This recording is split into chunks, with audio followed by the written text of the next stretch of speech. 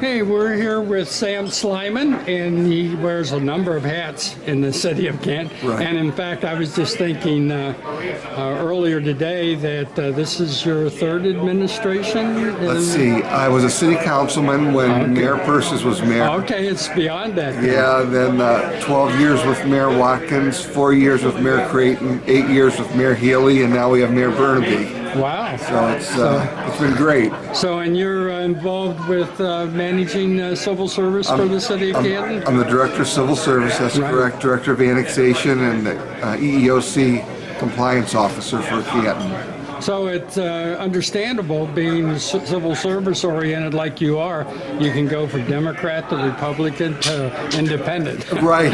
I almost said Democrat, but of course right. Mayor Burnaby switched from being a Democrat to being an Independent. Right. Has it been an easy transition? It has been. This has been mostly seamless between Mayor Healy and Mayor Burnaby. They both sat down together during the transition, worked through things, and they came out. Both men are very professional, and Mayor Burnaby's team is the same team as Mayor Healy had. So, yeah, things are going very well. Okay, but right now this is a real challenge you have undertaken as being chairman of the levy committee to get the parks levy issue passed. Were you involved in the prior effort? I was not. Okay. The only thing I did was vote for it, but I was not involved in the campaign itself. Yeah, and just as background, unfortunately, the issue in November of 15 passed. I think a lot of people were kind of surprised about that, and maybe there were some assumptions that it was going to have maybe an easier time of it than it did. One of the expressions that Mayor Burnaby likes to use is keeping the eye on the ball, and maybe it wasn't quite there before, but this time around the eye is on the ball. Is that correct? Absolutely. We're totally focused on getting Issue 5 passed. It's absolutely crucial that Issue 5 is passed for the good of the parks and the recreation department and for the good of the city in general. And Mayor Burnaby tells me that should the issue fail, that people can't necessarily think, given the tight times that the city of Canton has, projecting right now a $5.1 million deficit, that there's going to be any money forthcoming from the general fund of the city of Canton. The general fund is in distress right now. Mayor Burnaby is absolutely correct. And the reality is we cannot have another mouth to feed off the general fund like the Parks and Recreation Department, so this must pass. And Issue 5 is not a tax increase. It's a renewal of a $5 million levy for the citizens of Canton. It's not a tax increase.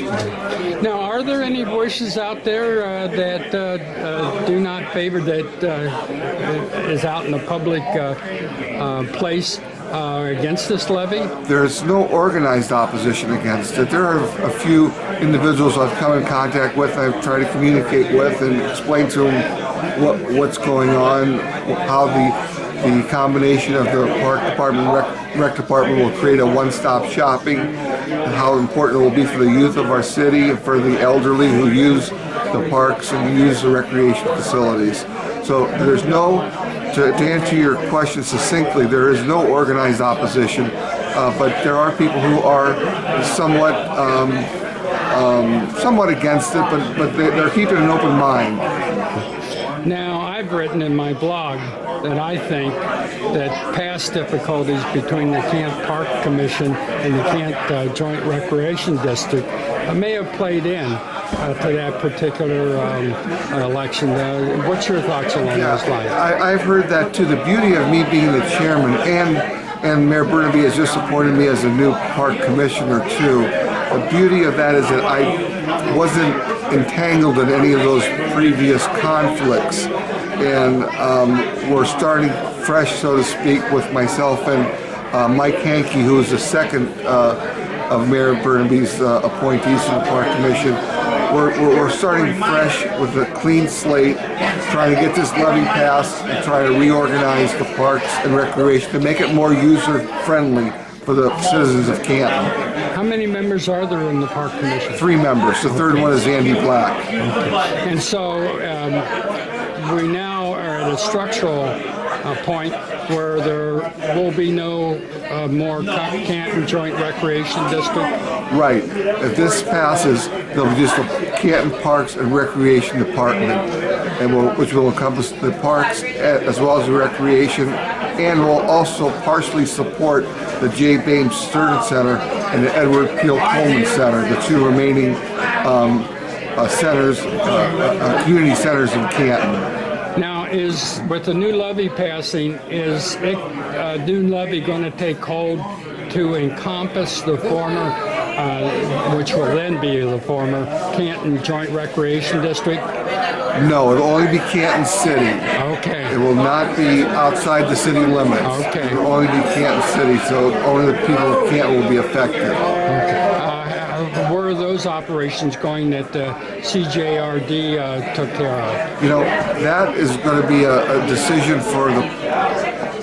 God willing, we get this levy passed. That will be a decision for the 3-member Park Commission to make.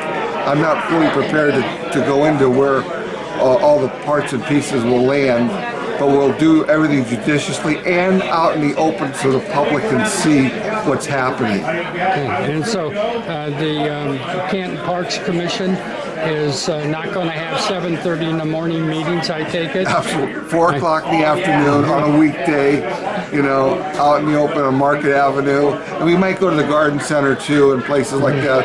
That'll engender more people coming to our meetings. Okay. Well, thank you, Sam Sliman, City Canton official, plus taking on the additional responsibility of getting the Canton Parks issue passed. Thank you, Sam. Thank you. It's a labor of love. Thank you. Take care. Appreciate it. Thank you so much. Martin, thank you. Let me get JR for you over here.